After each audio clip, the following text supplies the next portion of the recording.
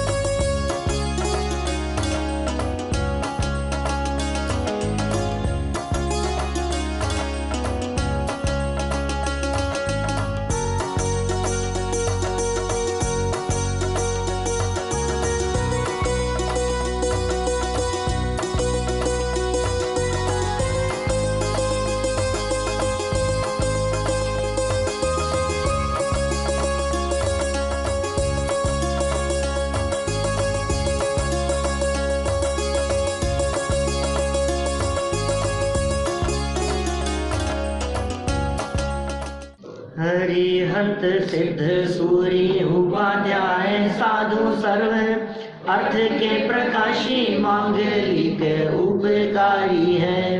तिनको स्वरूप जान राग ते भई जो भक्ति पाए को नमाई स्तुति को उचारी है।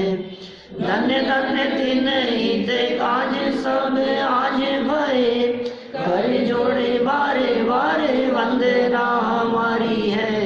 मंगल कल्याण सुख ऐसो हम चाहते हैं।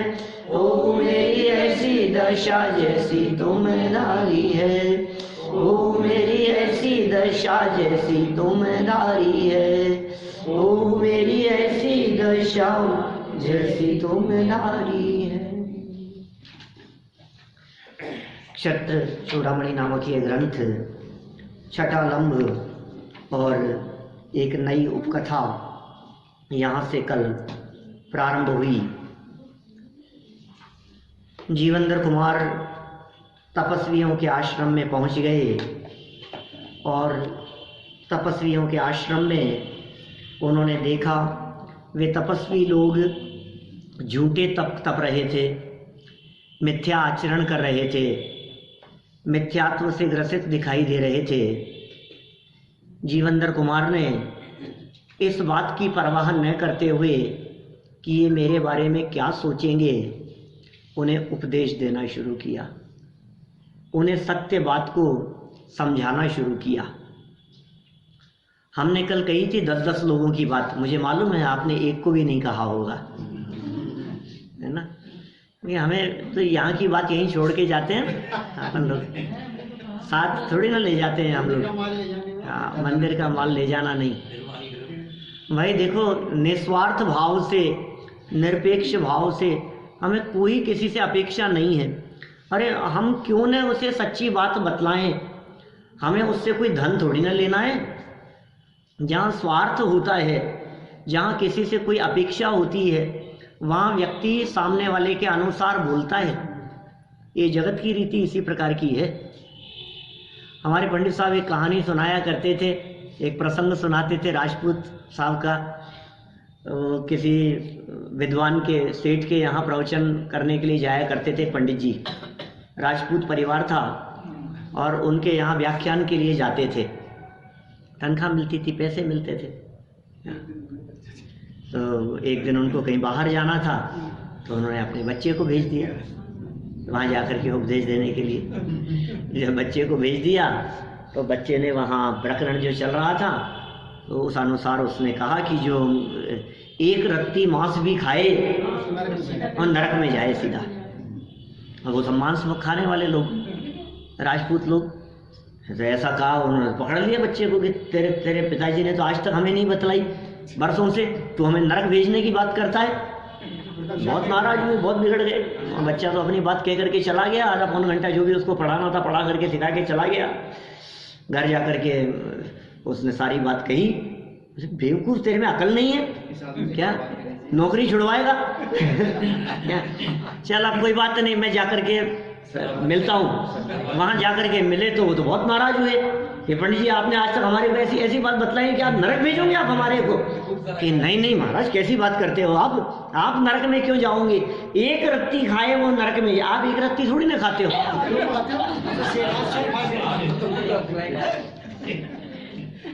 ऐसा प्रसंग अपने यहाँ पंडित साहब सुनाया करते थे।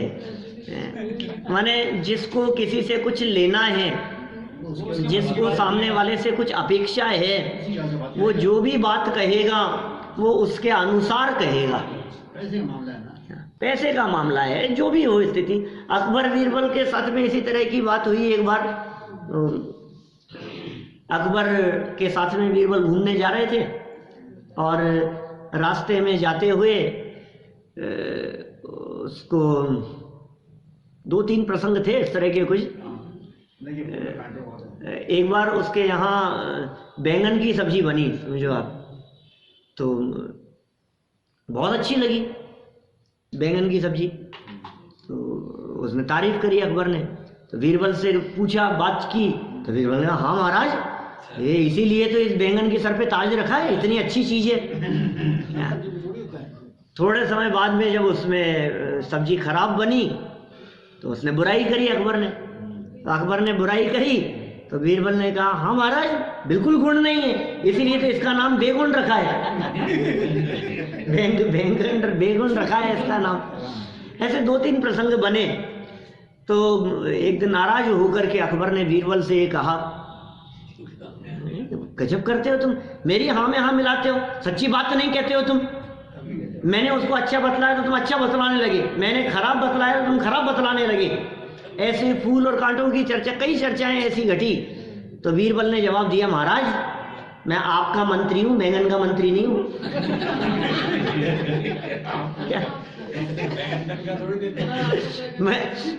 मुझे तो आपकी जी हुजूरी करनी है।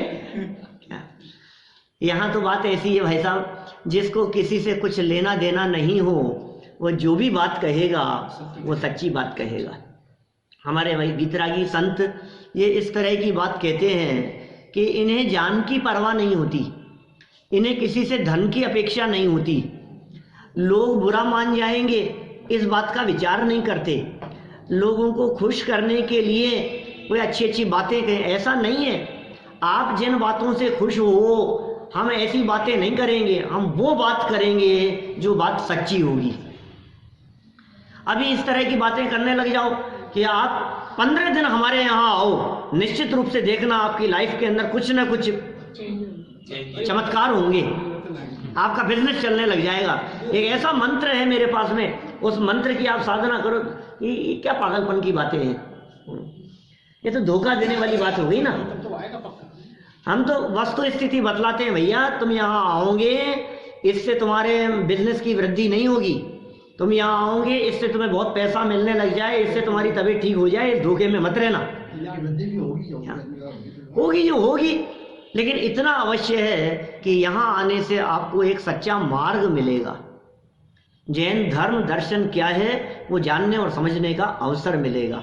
और आप यदि इन बातों को अपने जीवन में उतारेंगे तो निश्चित रूप से जीवन भी सफल होगा, सार्थक होगा। मनुष्य जीवन जो दुर्लभ है, ये दुर्लभ मनुष्य जीवन किस तरह सार्थक किया जाए, ये जिनवाणी के सानिध्य में रहकर के ये बातें आपको जानने सीखने को मिलेगी। धन नहीं मिलेगा, लेकिन जितना भी है उसमें शांत और सुखी रहने की कला जरूर मिलेगी।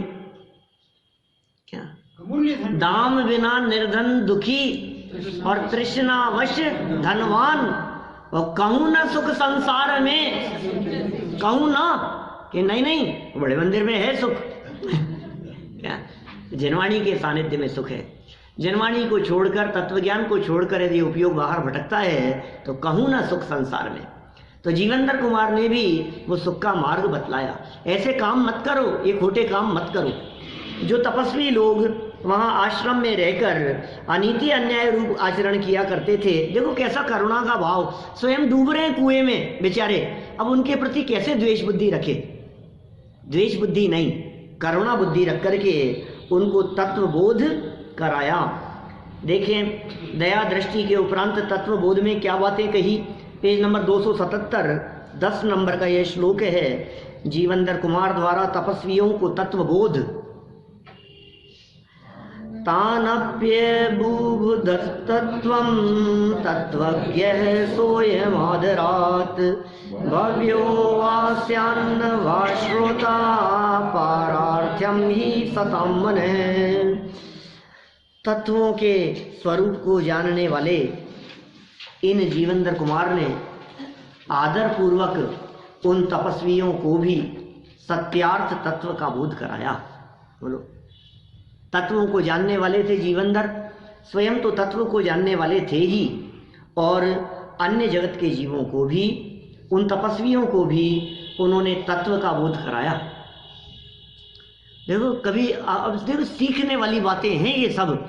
आपके सामने यदि कोई व्यक्ति गलत काम करता हुआ दिखाई देवे तो आप तुरंत उसको टोकें, उसे बताएं। ये नहीं सोचें कि इनको मामा जी को बुरा लग जाएगा, बिल्कुल नहीं लगेगा। हमारे फूफा जी बुआ जी बुरा मान जाएंगे, बिल्कुल नहीं सोचें आप। अरे नहीं, ये तो बेचारे इनके भक्त हैं, इन देवी देवताओं के, इनको ऐसा कह दोगे तो इनको बुरा लग जाएगा, बिल्कुल नहीं लगेगा। देखो सत्य बात को कहने वाले निर्भीक वक्ता जब निडर होकर के किसी बात को कहते हैं तो सामने वाले व्यक्ति को बुरा नहीं लगता है। आप सच्ची बात कहें कि देखो भाई, हम मनुष्य गति के जीव हैं, ये देवगति के जीव भी हो सकते हैं। देवगति के जीवों की तुलना में मनुष्यों की ज़्यादा महिमा है। हमारे यहाँ शास्त्रों में, पुराणों में कहीं भी देवी देवताओं की पूजन करने की चर्चाएं नहीं आई है। हमारे पुराणों में कहीं भी ये नहीं लिखा है, हमारे शास्त्रों में नहीं लिखा है। हमारे यहाँ संयम की पूजा होती है, हमारे यहाँ त्याग की पूजा होती है। परिग्रहधारियों को नहीं पूजते हैं हम। आप प्यार से समझाएंगे तो बात समझ में आएगी। हमारे यहाँ भगवान से मांगा नहीं जाता है और वे भगवान आपको दे भी नहीं सकते। आप प्यार से समझाओ कोई भी बात, किसी व्यक्ति को गलत काम करते हुए देखो, आप उन्हें बताओ, सच्ची बात बतलाओ, उनको तर्क से समझाओ, उन्हें बात समझ में आएगी। आपने 10-20 लोगों को भी बतलाया ना और एक आध के भी समझ में आ गई तो समझ लीजिए आपका समझना सार्थक हो गया। आपने 10-20 लोगों को यहाँ आने के लिए कही और एक व्यक्ति भी यदि आपके कहने से यहाँ आ गए तो इसका मतलब ये है कि वो आपका यहाँ वो ऋण जो था आपके माथे पर, जो आपको यहाँ लाए थे, वो कर्ज उतार दिया आपने। क्या जरूरी है ये चीज? आप अपने माथे पर ये ऋण कैसे उतारेंगे? बोलो, ये कर्जा कैसे उतारेंगे आप? ये कर्ज है आपके माथे पर। तो अवश्य किसी न किसी व्यक्ति को आप समझाएं, डरे नहीं, घबराएं नहीं बिल्कुल भी। जीवनधर कुमार ने क्या सोचेंगे, ये ब्राह्मण लोग हैं, ये हिंदू लोग हैं, होंगे ब्राह्मण, कोई बात नहीं, अजैन होंगे, क्या फर्क पड़ता है। जैन धर्म किसी बाड़े का नाम नहीं है, जैन धर्म किसी जैन कुल में पैदा होने वालों की बपौती नहीं है। कोई भी व्यक्ति हो, मनुष्य गति का जीव है ना, सैनी पंचेंद्रिय है ना, समझ सकता है वो।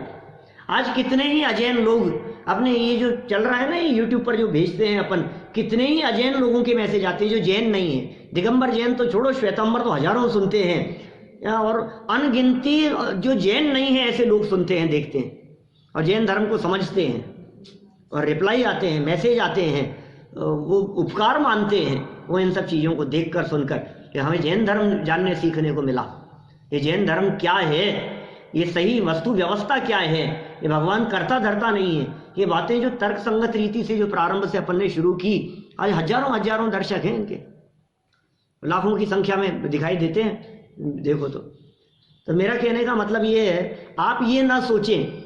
आप अजैन पड़ोसी को भी, एक शर्मा है, ब्राह्मण है, कितने लोग अपने यहाँ श्वेतांबर संप्रदाय को मानने वाले, ये देखो, ये कल परसों जो भी, आज तो नहीं आए वो कुवैत में सुनती थी वो अपने प्रवचनों को, और वो मेरे से यहाँ मिली 2-3 दिन पहले, तो उन्होंने कही कि मैं तो तलाश रही थी आपको, मैं जयपुर में आप कहाँ मिलेंगे, आपका नंबर मिले, आपका मकान मिले तो घर पहुँचूँ, आपसे मिलूँ मैं। जीवन बदल गया। और कहाँ सुना उन्होंने मेरे को? यहाँ बड़े मंदिर में नहीं, वो वहाँ उस देश में, जिस देश में जैन मंदिर नहीं है। लोग सुनते हैं, जैन होना कोई जरूरी नहीं। आप अपने घर में काम करने वाले सर्वेंट को समझाओ। हमारे यहाँ किशनगढ़ में सर्वेंट काम करता है, वो आलू प्याज नहीं खाता है। वो अभी किसके यहाँ गए थे अपन, वहाँ अपने गौर झामर में, जिनके घर हम रुके, वो जो सौधर्मेंद्र जो बने थे, उनके घर के नौकर, वो बिल्कुल शुद्ध सात्विक जीवन जीता है, आलू प्याज जमीगंध नहीं खाता, रात्रि भोजन नहीं करता, अजैन है, जैन नहीं है, वो जैन धर्म को फॉलो करता है। वो प्रवचन सुनने के लिए आकर के बैठता है, वो तत्व की बातें सुनता है, समझता है। तो जीवेंद्र कुमार ने भी ये नहीं सोचा कि ये तो जैन नहीं है, इनको क्या समझाएंगे अपन, इनको नहीं समझाएं। इन्होंने समझाना शुरू कर दिया। किनको समझाया? आदर पूर्वक। देखो, ये आदर पूर्वक बहुत जरूरी है। आपके समझाने में फर्क पड़ता है। एक तो आप डांट करके कहो, ए चाचा जी क्या कर रहे हो आप, ये नरक जाओगे आप, तो हो ही ऐसे ही। अब वो तो तुम्हारी सुनेंगे ही नहीं कभी भी, क्या वो तुम्हारी कभी नहीं सुनेंगे। आप आदर पूर्वक, जो जैसे व्यक्तित्व हैं, आपसे उम्र में बड़े हैं या आपके लिए वो सम्माननीय हैं, तो आप उनको उसी वे में समझाएंगे। इन्होंने भी यहाँ क्या किया? आदरात, देखो कैसे शब्दों का प्रयोग किया है 278 पर। आदरात, आदर पूर्वक। तान अपि, उन तपस्वियों को भी सत्यार्थ तत्व का बोध कराया। सच्ची बात उन्होंने बतलाई, तत्व का बोध कराया। नीतिकार क्या कहना चाहते हैं यहाँ? निश्चय से सुनने वाला भव्य हो या अभव्य, सज्जन पुरुषों का मन तो दूसरों के उपकार करने में ही प्रवर्तित होता है। बोलो, सुनने वाला, आपने तो अभव्य कह दिया उसको। मैं आपसे कहता हूं, ये अपने वीतरागी संत जरा प्रथमानुयोग उठा करके देखो। उन दोनों मुनिराजों को क्या सूझी कि हिरण को फाड़ कर खाते हुए शेर को उपदेश देने पहुंच गए? बोलो, जरा कल्पना करो आप। एक त्रिलोक मंडन नाम का हाथी जंगल में तोड़ फोड़ मचा रहा था, मुनिराज उसको उपदेश देने लगे। जंगली जानवरों को उपदेश देने लग जाते हैं, जंगल में पशुओं को उपदेश देने लग जाते हैं। धर्म के लोभी किन्हीं पात्र जीवों को देख करके उपदेश देने का भाव आ जाता है। मुनिराज को, उसको भील को देख करके ऐसा भाव आया कि मैं इसको मांस भक्षण का त्याग करा दूं, उस भील को देख करके। और मुनिराज उसको मांस भक्षण के त्याग का उपदेश दे रहे हैं, और फिर वो विनम्रता पूर्वक कह रहा है, महाराज मैं तो रोजी रोटी यही है, मैं तो खाता ही यही हूँ, हमारे घर में तो बनता ही यही है, मैं कैसे त्याग कर सकता हूँ इसका। तो फिर एक एक स्टेप नीचे उतरते गए। और फिर नीचे उतरते उतरते सेटलमेंट कहाँ बैठा? कौवे के मांस पर। कोई बात नहीं। अब वो कहाँ जंगल में भील, कहाँ मांसाहारी, कहाँ मुनिराज उपदेश दे रहे हैं, और कहाँ वो समझ गया। देखो, पात्र जीवों को देख करके भव्य अभव्य का विचार नहीं करते। होगा वो भव्य जीव, कौन जीव कब बदल जाए, किसका जीवन कब बदल जाए, किस कुल में जन्म लिया है, इससे कोई फर्क नहीं पड़ रहा है। उसका जीवन बदल सकता है, वो आपसे पहले मोक्ष से जा सकता है। कितने उदाहरण मिलते हैं शास्त्रों में। एक सियार, और मुनिराज ने उसको रात्रि भोजन त्याग की प्रतिज्ञा दिला दी। बोलो, सियार क्या, जंगल में रहने वाला पशु, और मुनिराज के चरणों में जाकर के बैठा, और मुनिराज के क्या उपदेश को सुना उसने, क्या समझा, क्या भाषा समझा होगा, रात्रि भोजन का त्याग कर दिया उसने उपदेश सुन करके। यह जैनियों से नहीं हो रहा है, समझाते समझाते नहीं हो रहा है, जैन कुल में पैदा होने वालों से नहीं हो रहा है। और उसने रात्रि भोजन का त्याग कर दिया, और रात्रि भोजन त्याग की प्रतिज्ञा को उसने निभाया, जान की कीमत पर उसने निभाया। आपको पता है जैन साहब, पानी की प्यास लगी उसको, उस सियार को, रात को पानी भी नहीं पीने का त्याग कर दिया उसने। हम जैसे समझदार लोग जो यहाँ मिलेंगे आपको त्याग करने वाले, वो तो ऐसे मिलेंगे कि हमने अन्न छोड़ दिया था, बिना अन्न का ले लेते हैं, हमने खाना छोड़ दिया, हमने भोजन छोड़ दिया, मिठाई छोड़ दी, फल ले लेते हैं, फल छोड़ दिया, दूध मेवा ले लेते हैं, दूध मेवा सब छोड़ दिया, पानी तो ले लेते हैं। ऐसे लोग मिलेंगे सब, गजक खा लेते हैं, मूंगफली खा लेते हैं, रात को बैठ करके नाश्ता चल रहा है। उसने त्याग किया। जब भयंकर प्यास लगी, सूर्य दिखाई दे रहा था, और पानी पीने के लिए वो कुएं बावड़ी में नीचे उतरा पानी पीने के लिए, जब नीचे उतरा तो नीचे उतर करके उसको बहुत अंधेरा दिखा, उसने पानी नहीं पिया, रात हो गई, मैं नहीं पीऊंगा। और वो निकल करके बाहर आया, जब बाहर निकल करके आया तो सूर्य दिखाई दे रहा था, अरे अभी तो दिन है क्या, वापस नीचे उतरा, और नीचे उतरा तो वहां अंधेरा था कि मैं नहीं पी सकता। कई चक्कर लगाए उसने, प्राणांत तो हो गए उसके, लेकिन उसने पानी नहीं पिया। कैसे उपदेश दे देते हैं मुनिराज, तिरंचियों को उपदेश दे देते हैं, जगत के प्राणियों को उपदेश दे देते हैं, कैसा कैसा समझाने का भाव आ जाता है उनको, जीवों को समझाते हैं। मुनि भूमि का छठे सातवां गुणस्थान होते हैं, वो मर करके स्वर्ग में चला गया और देवगति में चला गया। कुत्ते के जीव को नमोकार मंत्र सुनाया इन जीवेंद्र कुमार ने, पार्श्वनाथ स्वामी ने नाग नागिन को नमोकार मंत्र सुनाया, वो क्या सुनेंगे और क्या समझेंगे। उसको तपस्वी को उपदेश देने लगे ये पार्श्वनाथ, कोई बात नहीं, समझ देखो जिसमें योग्यता होगी वो समझेगा, समझने का काल पक गया होगा तो समझेगा। हम क्यों ना समझाएं, हम उसे असली बात बतलाएं क्यों नहीं, सच्ची बात बताने से वंचित क्यों रखें हम। तो सावधानी तो होनी चाहिए, सतर्कता रखें, बच्चों को भी सच्ची बात बतलाएं, धोखे में नहीं रखें, झूठी बात नहीं बतलाएं। बेटा भगवान भला करेंगे, बेटा मंदिर दर्शन करके जाना, इससे परीक्षा में पास कर देते हैं, ऐसा धोखा मत दो आप भगवान को बचपन से। कोई समझाओ, समूह में समझा तो लोग आपको पकड़ लेंगे। कोई बात नहीं, पकड़ लेंगे तो क्या हो गया, ये सबके बीच में समझा रहे हैं जीवेंद्र कुमार। फिर डर किस बात का है आपको, आपको अपने पुण्य पाप पे भरोसा नहीं है, आपको अपने यश अपयश पे भरोसा नहीं है, आपको अपने उदय पर भरोसा नहीं है। आपकी जो परिस्थितियां बनेगी वो आपके उदय अनुसार बनेगी कि उनके पकड़ लेने से बनेगी। मैं हमारे अभिमन्यु को पकड़ लिया ना वहां, अभिनंदन को, पाकिस्तानी सेना के बीच में चले गए, एक बात का जवाब नहीं दिए, चारों तरफ से पाकिस्तानी लोग। आप कल्पना करो उस परिस्थिति की, जिस परिस्थिति में उसको पकड़ा हुआ है, दुश्मन देश के पास में है और चारों तरफ से सिपाही हैं और कैद किया हुआ है, और सेना का प्रमुख वो उनको पीटे कुछ भी करें, और वो उनसे सवाल पूछ रहे हैं और वो दृढ़ता से जवाब दे रहा है सामने, मैं नहीं बता सकता, मैं नहीं बोलूंगा, इससे ज्यादा मैं आपको कुछ नहीं कह सकता, बस मेरा नाम ये है और नंबर ये है, बस कि कहाँ के रहने वाले हो, कि दक्षिण भारत के किसी जगह से, जगह का नाम नहीं बतला सकता कहाँ से।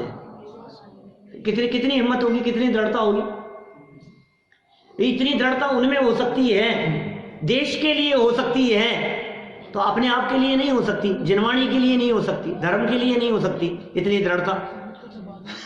या थोड़ी सी प्रतिकूल परिस्थिति आ गई, नहीं कोई बात नहीं, हम तो तैयार हैं, दे दो, कुछ भी चलता है ऐसा ही, पैसा खिलाने को तैयार हो जाओ, देने को तैयार हो जाओ, रिश्वत के लिए तैयार हो जाओ, झूठ सच बोलने को तैयार हो जाओ, आप कुछ भी कि नहीं मैंने तो ऐसे कह रहे, नहीं कोई बात नहीं, भगवान भला तो करते ही है, मैंने तो ऐसे कह दिया था।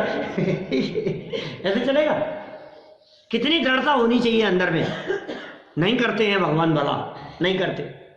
हम धोखे में रख करके तुम्हारे को मंदिर नहीं बुलाना चाहते, हम धोखा देकर के तुम्हें यहाँ इकट्ठा करें भीड़, ऐसा नहीं चाहते हैं। हम सच्ची बात बतलाएंगे, तुम्हारे को जचे तो आओ, नहीं जचे तो मत आओ, बात तो सच्ची कहेंगे ना। हम तुम्हारे को जबरदस्ती झूठी सच्ची बात कह करके तुम्हारी भीड़ इकट्ठी करने का काम है, यहाँ सच्ची बात बताने का काम है, यथार्थ बात का निरूपण किया जाएगा। जो बात सच्ची होगी वो सच्ची बात कहेंगे, द्रव्य के बारे में, तत्व के बारे में, वस्तु स्वरूप के बारे में, आत्मा परमात्मा के संदर्भ में। आत्म कल्याण करना हो तो सच्ची बात सुनने की ताकत रखना अंदर में, सच्ची बात सुनने की और सच्ची बात सुनाने की। किसी के भी बीच में कहीं भी बैठे, बात तो हम सच्ची कहेंगे, गलत बात नहीं कहेंगे हम। देखो कितनी दृढ़ता से यहाँ जीवेंद्र कुमार ने बात कही, निश्चय से सुनने वाला भव्य हो या अभव्य, और भव्य अभव्य का निर्णय करने वाले तुम कौन? इस बात का निर्णय करने वाले आप कौन है कि नहीं साहब ये तो नहीं समझेगा, अरे बच्चा समझता नहीं है, इसको क्या कहें, इसको ये समझाना पड़ेगा, बेटा नमोकार मंत्र बोल, नमोकार मंत्र इससे भला होता है, मत सिखाओ। छोटी छोटी सी बात में बेटा नहीं ऐसा नहीं करते, भगवान पाप देते हैं। पाप देते हैं भगवान? कौन से भगवान पाप देते हैं बताओ मेरे को। आप ये सिखा रहे बच्चों को। मैंने जब बहुत सालों पहले मैंने चर्चा की थी आपके बीच में, सन 2005 की बात है, अपने यहाँ सरवार सिद्धि नामक ग्रंथ चलता था। उस ग्रंथ में केवली श्रुत संग धर्म देव अवर्ण वादो दर्शन मोहस्य ये प्रकरण चलता था। तो उस समय मैंने अवर्णवाद के संदर्भ में ऐसी बहुत बातें कही, और 2005 के आसपास देश में जहाँ जहाँ गया मैं, सब जगह मैंने अवर्णवाद पे प्रवचन किए। अभी संयोग से सोनागिरी जी था ना मैं, तो मेरे से उन्होंने कही, पहाड़िया जी ने, कि आपने एक बार इंदौर में वो अवर्णवाद पे प्रवचन किया था, हमें सोनागिरी जी में अवर्णवाद की चर्चा सुननी है। तो अभी 5 प्रवचन सोनागिरी जी में अवर्णवाद पे किए। ये अवर्णवाद है भगवान का, ये अपमान है भगवान का। भगवान पाप देते हैं, ये कहना अपमान करना है उनका। जो पाप नहीं, उनके पास में पाप धरा है, वो पाप के पुलंदे जो आने जाने वालों को पाप देते रहेंगे, तो पुण्य देते हैं। भगवान देते हैं, ये बात आप अनजाने में बच्चों के दिमाग में डाल रहे हो, 2 साल के बच्चे के दिमाग में। तो फिर क्या करें साहब, उसको गलत काम करने दें, भगवान के नाम पर तो हम छुड़ा सकते हैं। वो चींटी मार रहा था, छोटा बच्चा है, 1.5 साल, 1.5 साल का, 2 साल का, समझता नहीं है, तो उसको यही तो कहेंगे भगवान पाप देते हैं। बेटा नहीं, बेटा पाप लगता है। क्या भाषा बदल दी, बात सच्ची कह दी हमने। भगवान पाप देते हैं, इसकी जगह पर हमने क्या कह दिया, ऐसा नहीं करते बेटा, इससे पाप लगता है, ये पाप है, ये काम अच्छा नहीं है, फिर पाप का फल मिलता है हमारे को। नहीं समझ रहे हैं आप? पाप लगता है, पाप होता है, ये तो सच्ची बात है, लेकिन भगवान पाप देते हैं, ये तो अनर्थ कर दिया आपने। जैन धर्म को खत्म कर दिया आपने। जैन धर्म दर्शन क्या चीज है, आप उसे गहराई से समझिए। जीवंतर कुमार, निर्भीक और निडर, मोक्षगामी जीव, इसी जन्म से जिनको मोक्ष की प्राप्ति होगी, ऐसे पुण्यशाली जीव, पाप का उदय आया, जन्म हो गया शमशान में, और सेठ ले गए, अभी राजा बनेंगे, राजपाट करेंगे, और फिर दीक्षा लेकर के निर्वाण की प्राप्ति करेंगे। ये महान पुण्यशाली जीव, जिनको देखते हैं उनको उपदेश देने लग जाते हैं कि यार आप भी है ना, गजबी हो, जिसको देखकर उपदेश देने लगते हैं। बात सवाल उपदेश का नहीं है, हम गलत काम करते हुए देख रहे हैं, अपना काम है कहने का, सुधरे नहीं सुधरे वो उसकी बात है। ये सुधरेगा या नहीं सुधरेगा पता नहीं, उसकी कैसी होनार होगी। ब्राह्मणों को उपदेश दे रहे हैं, अन्य मतावलंबियों को उपदेश दे रहे हैं, कैसा उपदेश दे रहे हैं? विनय पूर्वक, निश्चय से सुनने वाला भव्य हो या अभव्य। सज्जन पुरुषों का मन, तो सज्जन पुरुषों का मन दूसरों के उपकार करने में ही प्रवर्तित होता है। उनके मन में निरंतर ये भावना वर्तती है, उपकार करो, उपकार करो दूसरों का, इसका भला हो जाए, अपना क्या बिगड़ता है। न्याय नीति के मार्ग पर आपके वचन सुनकर के कोई व्यक्ति चलने लग जाए, तो इससे बढ़िया बात क्या हो सकती है। वो यदि सच्ची बात समझ जाए, वो यदि जैन धर्म को समझने लगे, जैन धर्म की श्रद्धा किसी व्यक्ति के हृदय में उठने लगे, तो इससे अच्छी और क्या बात हो सकती है, हम यदि उसमें निमित्त बने तो।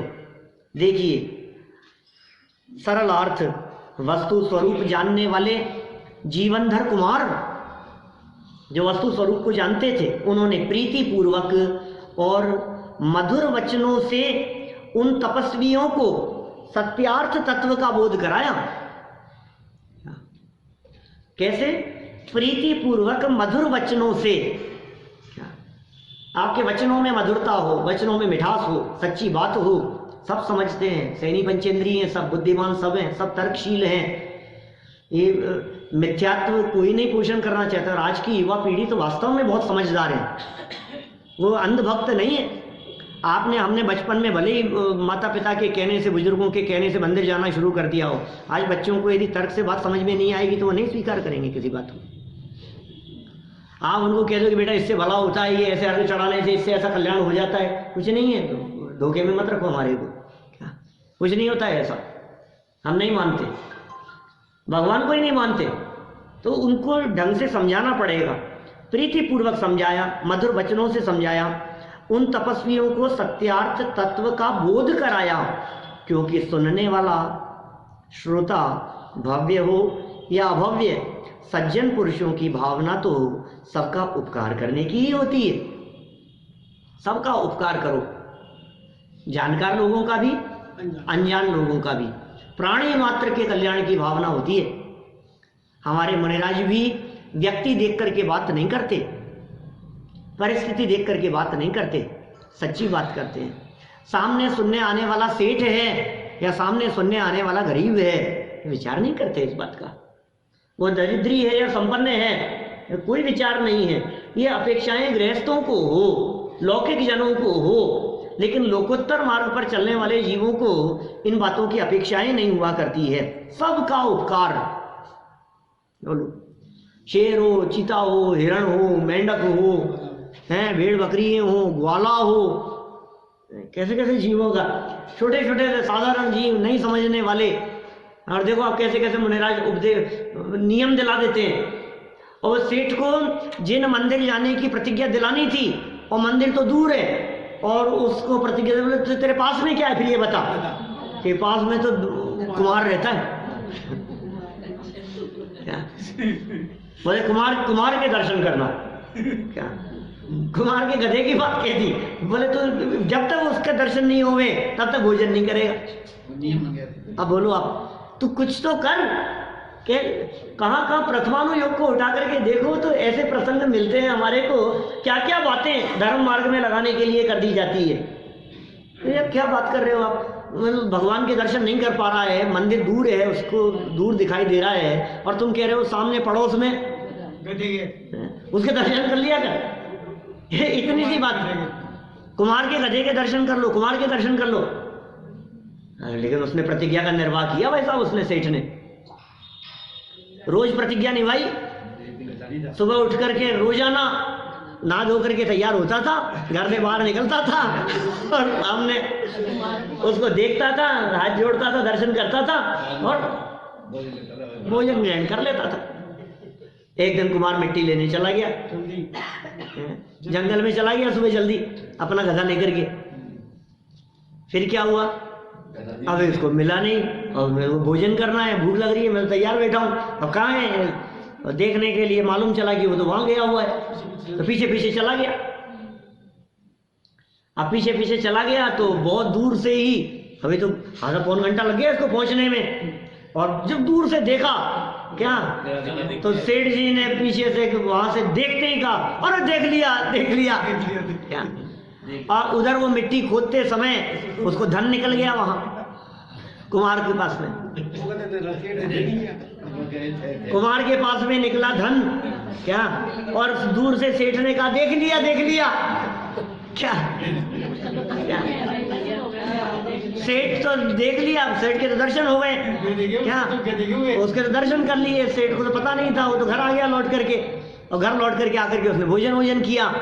और वो जो कुमार था, वो कुमार ने सोचा कि उसने देख लिया।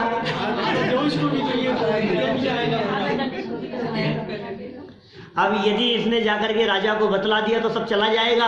अच्छा तो यही है कि सेठ को जाकर आधा धन, थोड़ा धन दे आओ। कुमार गया और वहां जाकर के उसने सेठ को दे दिया। सारी बात सेठ के समझ में आ गई, लेकिन हृदय में विचार इस बात का आया कि ओहो क्या, जब ये कुमार के दर्शन करने तो गधे की बात क्यों करो, कुमार और गधा साथ ही रहते थे। कुमार जान था, वही गधा था। लेकिन इस कुम्हार के दर्शन करने मात्र से मुझे ये संपत्ति मिल गई। मैंने जिनेंद्र देव के दर्शन नहीं किए क्या, उनका मैंने ऑप्शन देख करके इसके दर्शन की बात की, तो साक्षात जिनेंद्र देव का यदि दर्शन मेरे जीवन में होगा है तो मेरा जीवन कितना बदल जाएगा। प्रतिदिन जिनेंद्र देव के दर्शन करने का उसने संकल्प ले लिया। कैसे कैसे उपदेश दे देते हैं, किसी सेठ को कोई उपदेश दे दिया, किसी को कोई उपदेश देने लगे, कैसे पात्र जीवों को देख करके। नहीं तो ये देख करके मुझे ख्याल आ रहा है, ये कैसे सज्जन लोग उपकार करने में पीछे नहीं हटते। नहीं कृतम उपकारम साधवो विस्मरन्ति, किए हुए का उपकार तो भूलते ही नहीं है। और अनजान व्यक्तियों के ऊपर भी उपकार, ये उपकार की भावना सज्जनों के हृदय में सदा हुआ करती है। तो अनजान व्यक्तियों को देखकर, उन तपस्वियों को आश्रम में अग्नि में तपस्चरण करते हुए, हिंसा करते हुए, खोटे तप, मिथ्या तप तपते हुए देखकर उनके हृदय में भावना क्या आई कि इनको कुछ न कुछ संदेश दिया जाए। और उन्होंने उपदेश देना शुरू किया। प्राणी वध सदा वर्जनीय, उपदेश देना शुरू कर दिया। प्राणियों का वध नहीं किया जाना चाहिए, ये वर्जनीय है। ये जिनका तुम वध कर रहे हो, बलि चढ़ाते होंगे, हिंसा करते होंगे, हवन करते होंगे, यज्ञ में आहुति देते होंगे। बहुत स्पष्ट शब्दों में कह दिया। देखो क्या कहा नैहिंस्यात् सर्वभूतानि इत्यस्मिन् प्रवचने सति तप्यध्वं किं बुधायूयं हिंसा मात्र फलं तपः। हे पंडितों, किसी भी प्राणी की हिंसा मत करो, प्राणी मात्र का वध नहीं, हिंसा किसी की मत करो। ऐसे वेद वाक्य के रहने पर तुम लोग हिंसा ही है फल जिसका, ऐसे तप को क्यों तपते हो? ये वेद वाक्य है। वेदों में ये कहा गया है कि किसी भी प्राणी की हिंसा मत करो।